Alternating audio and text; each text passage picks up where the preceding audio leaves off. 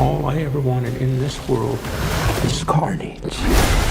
Tom, when it comes to your performance of Eddie and Venom, what did you get to try in this film that you didn't get to try on the first Venom?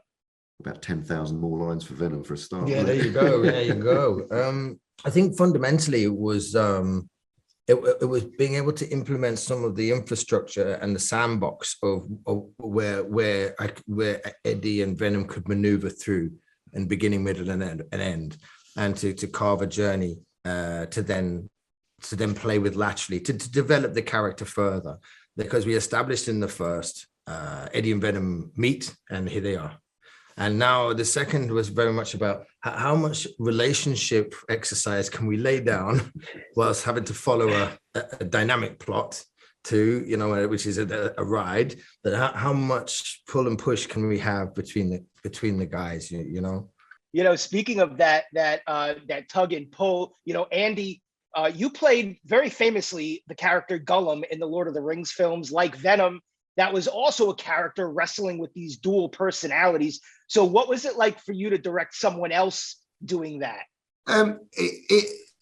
Tom really kind of owned that character, so fully, and just watching it, I didn't have to do very much, to be honest. I was there to sort of safeguard other things and to sort of see the whole. But I mean, Tom runs the floor when he's playing Venom and Eddie, because he's such a brilliant actor. Noisy.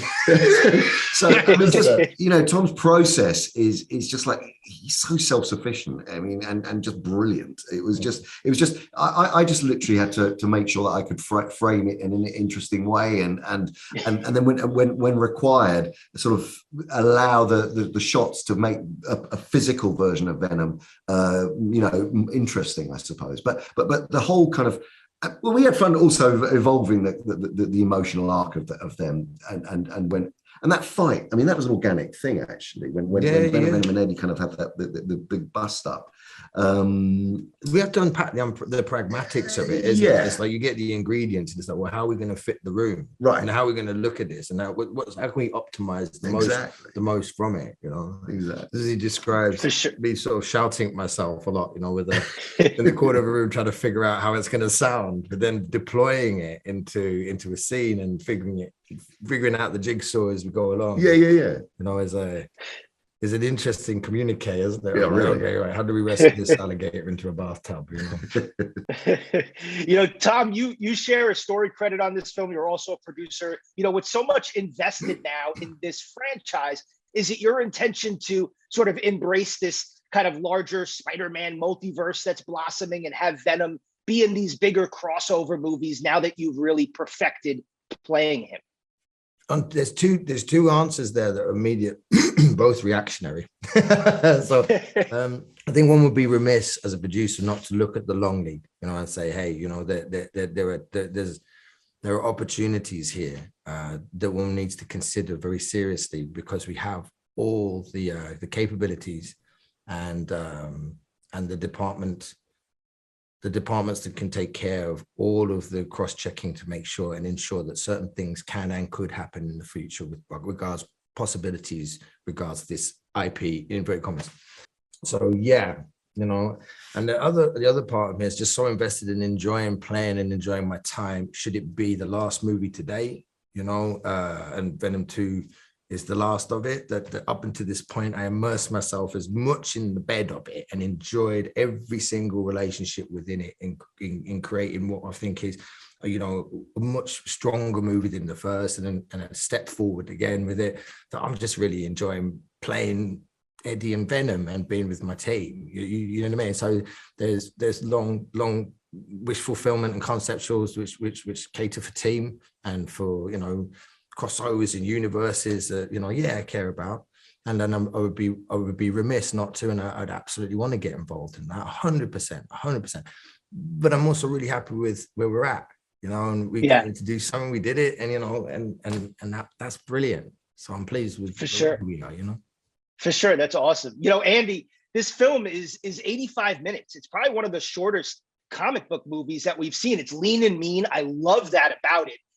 Was that always the intention, to sort of keep it lean and mean, or was there a lot of stuff that we haven't that you cut out that maybe you'll add on to like a DVD or something like that down the road? No, we always set out to make a very fast-paced movie that that had the energy and the kind of that both was sort of muscular and had the breadth and time to examine the evolving relationship between Eddie and Venom, and that the emotional storyline kind of went through. But the actual story itself is a very, as you will have seen, a very quite simple storyline. But it moves. It's just like the events kind of unfold, and the emergence of Carnage is such a whirlwind that was the speed, that was the sort of the tempo that we wanted to work at. And we always said, it's going to be a 90-minute movie. It's going to be or whatever. It's going to be around, and we didn't drift from that. No, we wanted it to be a ride. A roller coaster ride. We just wanted it to be a kind of and with the way the storylines break up and depart and then come back together, and the relationships break up and come back together.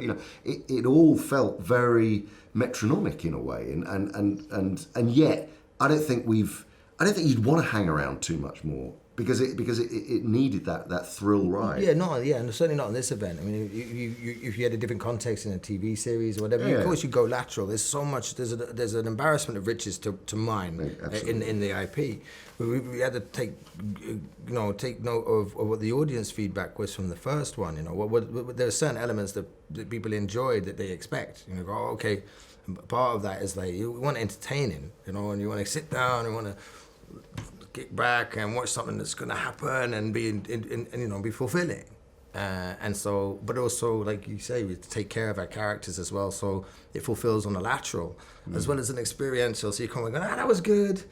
Wow, I didn't kill too much of my time. I could go and watch that again, or do you know what I mean? It's a movie to be enjoyed, and I think hopefully the big screen's open and allows you to see it as a movie experience, because I think it's one of those ones that is a joy to watch in a big theater.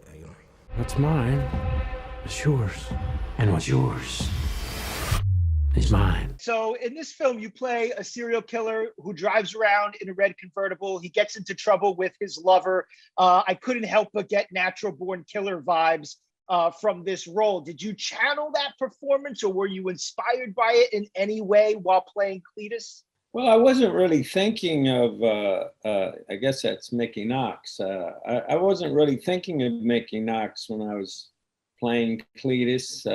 And, I watched it for the first time last night. And so, but I thought of that, of course, because of I've only played one other serial killer, but I feel like there's somewhat distinctive characters, hopefully. You've been part of the Hunger Games franchise, Star Wars franchise, Zombieland franchise. I feel like there should be a White Men Can't Jump franchise that's still ongoing. Maybe that can still happen. But this is your first Marvel movie. So, what was it about Venom that brought you to the Marvel universe? Well, I mean, the lore of the Marvel Universe, I think, is fairly ubiquitous for all the actors. Anyone would want to be a part of it. I mean, why wouldn't you? It's its own world, and this particular world is enthusiastically just loved by so many people, and it's incredible. And my daughter is, of course, this is the first time she's given me any props ever. And no, I shouldn't say that. But my youngest daughter is an absolute fanatic about the Marvel Universe. But this particular project, I guess the reason it came to me was because Ruben Fleischer directed the first one, and he wanted me to do it. I just did a little thing that played at the end of the first Venom movie, and so I was like, well, if he wants me in there, and also I thought it was great, interesting, fascinating, wild character of Cletus Kasady. Without a doubt. The Marvel universe is so expansive. It continues to grow. They're introducing multiverses now with alternate universes of characters. Are there any other Marvel characters that you'd love to see Cletus go against, that you'd love to sort of be opposite on screen with? I hadn't thought about that. But I mean, certainly Carnage, it seems like it could go against almost anybody. But Sure.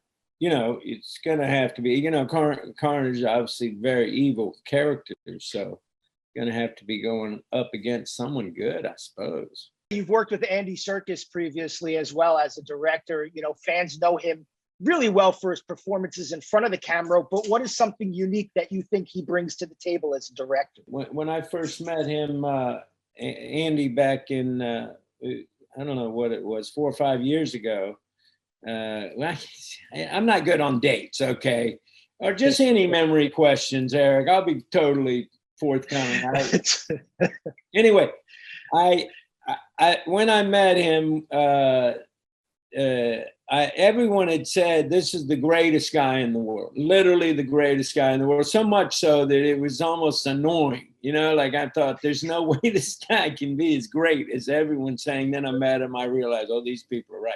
And not only is he's got a beautiful heart. He really cares, but he's a passionate, capable, amazing filmmaker. And I had a sense that he would make something wonderful, and of course he did. But I love this guy. I think he's one of the great human beings. You have got to get control of your aggression, or you will get hauled off into Area 51. So the way that this is lining up, you have two big franchises opening up 1 week apart from one another, with Venom, where you play a villain, and then No Time to Die, where you play a hero. So what is more challenging? First of all, how does it feel to have two giant movies like that opening up like 1 week apart? And then also, what's more challenging, playing a villain or playing a hero? It feels amazing to have these two roles coming out so close together. It's very, very exciting. And what I love about it is that they're so different, you know, which I love, you know, because that's what I'm all about, playing these completely different roles. And that's what keeps me excited about being part of the industry. And what was the other part of the question? I'm so sorry. Which one's more challenging, playing a villain or a hero?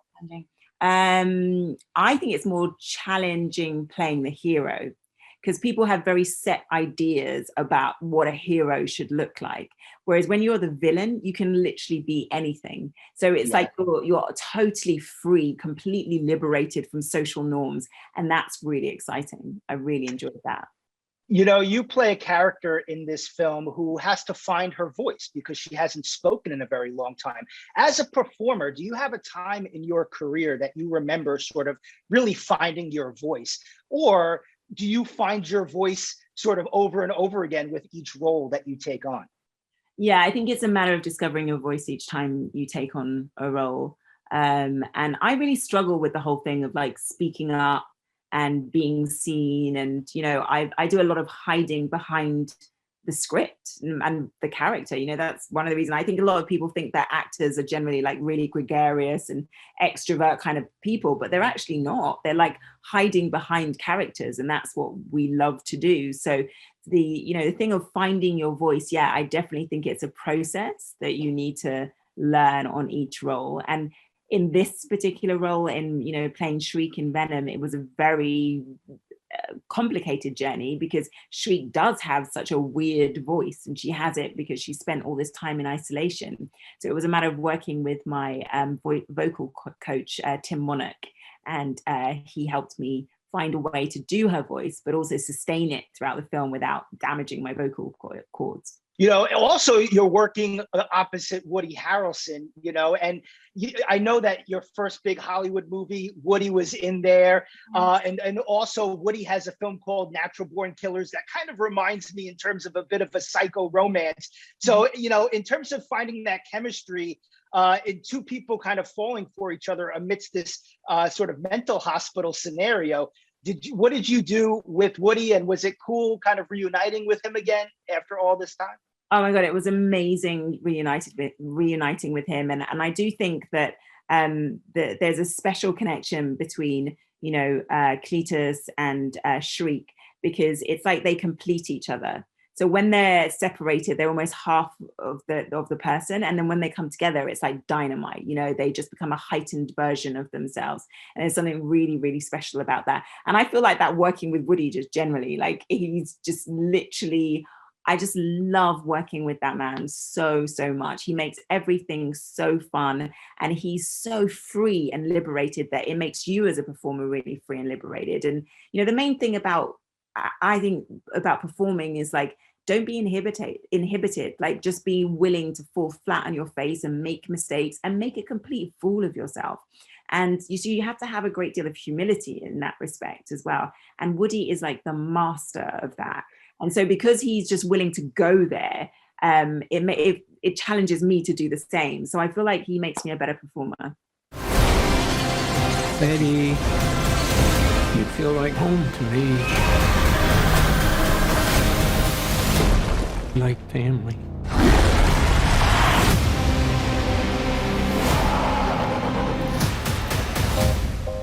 Oh, wow. You could just say, I'm happy for you. That was going to be us. I am happy for you. No!